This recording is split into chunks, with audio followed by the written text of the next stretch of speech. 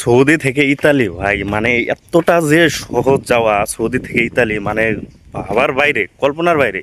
কারণ কি, আমি আপনাদের সাথে মানে কয়টা কথা শেয়ার করব। তো আমার একটা ফ্রেন্ড, মানে আমরা একসাথে কাজ করি আর কি। তো উনি গেল, ঠিক আছে। তো মানে ওনাকে যাওয়া দেখা মানে আমার খারাপ লাগতেছে ভাই। মানে এরকম দেশে তো আর থাকতে মন চায় না। বিশেষ করে আমাদের বাংলাদেশ থেকে টাকার বিষয়টা যদি বলি, আমাদের বাংলাদেশ থেকে যত টাকা লাগে তার মানে একদম কম এখান থেকে যাইতে পারবেন আপনারা এই সৌদি থেকে। তবে আমি বেস্ট মনে করি বাংলাদেশ থেকে যাওয়ার চেয়ে এই সৌদি থেকে যাওয়া কিন্তু অনেক ভালো। তবে যারা যারা মানে সৌদিতে আসার প্ল্যানিং আছে যে ভাই আমি সৌদিতে যাব, পরে ইউরোপ কান্ট্রিতে ঢুকবো, আর যারা মনে করেন সৌদিতে আছেন অলরেডি, তাদের জন্য তো আরো মানে অনেক ভালো সুবিধা।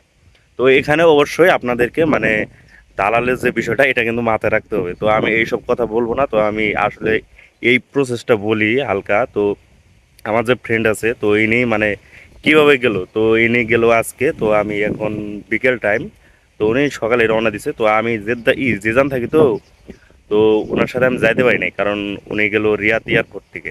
এখানেও এয়ারপোর্ট আছে কিন্তু এখান থেকে না, হয়তো যে কোনো একটা কারণে রিয়াদ এয়ারপোর্ট থেকে গেল। তো এটা একটা আমার দুর্ভাগ্য। আর ইনি যে গেল, তো ওনার অনেক হেল্প করছে আমাদের যে মালিক আছে। তো আমরা যে একসাথে যেখানে কাজ করি, তো ওই মালিকটা একটু ভালো, তো এই কারণে অনেক হেল্প পাইছে আর কি। তো প্রথমত মানে যাওয়াটা কিন্তু অত কঠিন না, মানে সৌদি থেকে যাওয়াটা কিন্তু অত কঠিন না, সবকিছু যদি ঠিকঠাক থাকে। কাগজপাতির তো বিষয় তো আছে, মানে কাগজপাতির যদি বিষয়টা যদি আমি বলি, তাহলে এটা অবশ্যই ঠিকঠাক থাকা লাগবে। কাগজপাতি ঠিক না থাকলে আপনি যাইতে পারবেন না।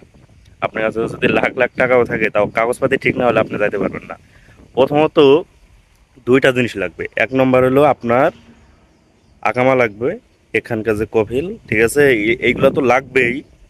আর দ্বিতীয়ত টাকা ছাড়া তো আপনি যাইতে পারবেন না, অবশ্যই টাকা লাগবে। তো টাকার যেহেতু বিষয়টা আসলো, তো টাকা কিন্তু বেশি লাগে নাই ওনার। ওনার টাকা লাগছে 5 লাখের মতো খরচ হয়েছে আর কি।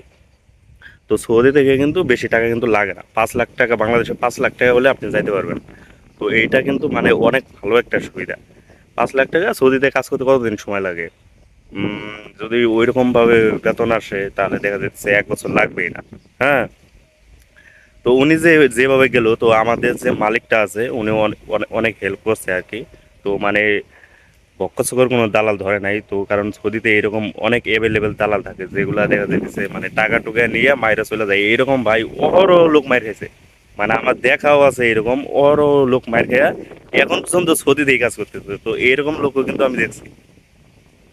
আর উনি মানে ওরের যে প্লাস পয়েন্টটা, আমার এই ফ্রেন্ডটার যে প্লাস পয়েন্টটা ছিল, তো উনি মানে আমাদের যে মালিক, উনি আগে অনেক দেশ ঘোরাফেরা করছে। তো তো ওই এজেন্সির মাধ্যমে মানে আর কি দিয়ে পাঠাইছে, মানে ধরছিল ভালোভাবে। তো মালিকটা অনেক ভালো, এই জন্য মানে মানে এক কথা কি বলবো রে ভাই, চান কপাল। মানে ওনাকে যাওয়া দেইখা মানে আমার ইচ্ছে মানে একদম ফুল ইচ্ছা জেগে গেছে যে আমি ইউরোপ কান্ট্রিতে ঢুকবোই।